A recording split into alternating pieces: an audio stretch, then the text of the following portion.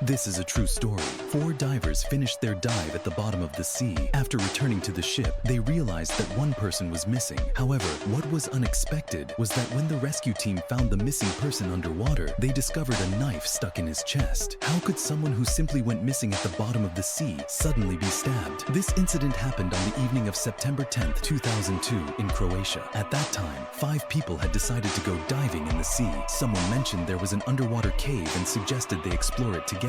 One of them said it was too dangerous to dive into the cave and was too afraid to go. That person stayed on the boat to watch over it, while the other 4 put on their diving gear and went into the sea together. They found the entrance to the cave. The cave was roughly divided into 4 sections. The entrance was shaped like a chimney, so it was called the Chimney District. To the bottom left was the shallow cave area, and to the right was a complex variable channel. Below all that was the deep cave area. As they descended into the Chimney District, they realized it was much larger and deeper than they had expected. Halfway through, the 4 divers decided to abandon their cave exploration because their equipment was not suitable for such deep areas. After exchanging a few hand signals, they immediately returned the same way they had come. Since the area outside the cave was relatively low risk, they separated early to enjoy their own time. Soon, as their oxygen ran low, they all returned to the boat, one after another. As time passed, someone noticed something was wrong. Why hadn't Chris surfaced yet?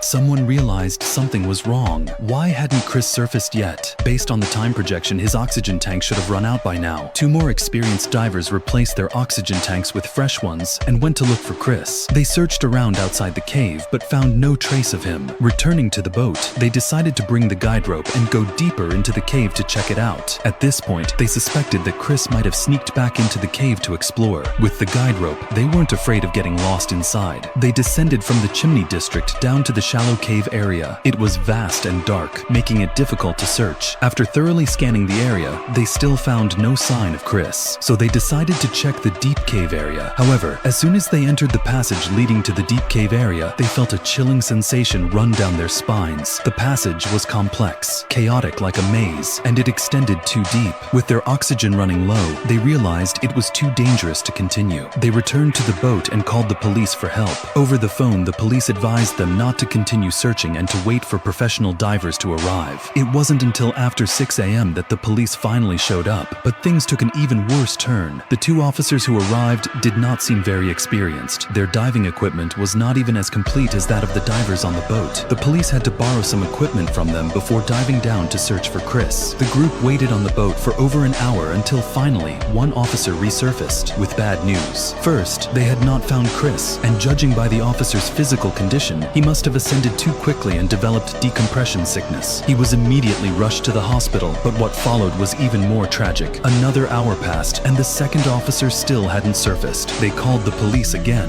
No one had expected that out of the 2 officers sent for rescue. One would end up in the hospital, and the other would disappear. The authorities quickly dispatched a more professional team of divers. Soon, the new team of police divers located the missing officer in the shallow cave area. They found him far away from his guide rope, which had likely become detached, causing him to lose his way. Unable to find the exit, he ran out of oxygen and died.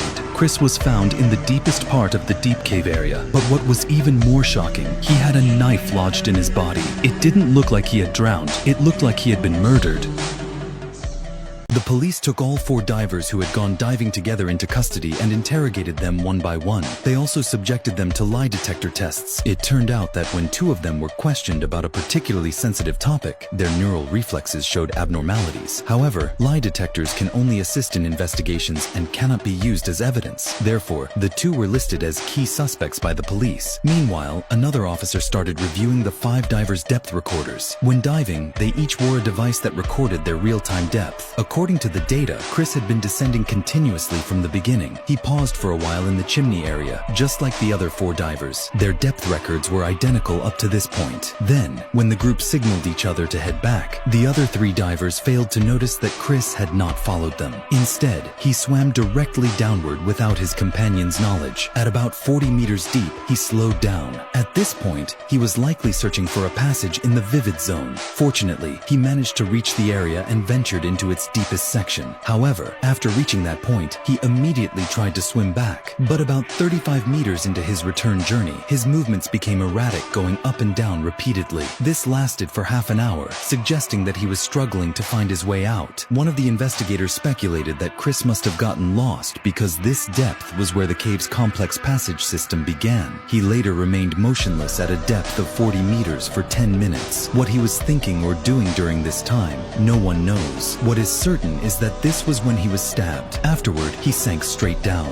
This evidence proved that the 3 divers who had descended with him could not have been involved in the stabbing. Their recorded movements were completely different from his. He had gone alone. Since the person who stayed on the boat had not recorded any data, it was unclear whether he had even entered the water. Could he have dived in without a depth recorder, attacked Chris, and then returned to the boat? However, the investigation confirmed that the man on the boat, along with his equipment, showed no signs of having been used for diving. Without proper diving gear, it would have been impossible for him to descend that deep and commit the crime. Some even speculated whether Chris's recorder had been tampered with. However, after a detailed forensic examination, no signs of deletion or alteration were found. The recorder was also intact and still strapped to Chris when he was discovered. Furthermore, forensic experts analyzed the angle and direction of the wound on his body. Their conclusion? The wound was consistent with self-inflicted injuries. With no evidence pointing to homicide, all 4 divers were released. The final conclusion of the case was that as Chris's oxygen ran out and he failed to find an exit, he realized he would not make it out alive. In a moment of despair, he took his own life to avoid a slow and painful death.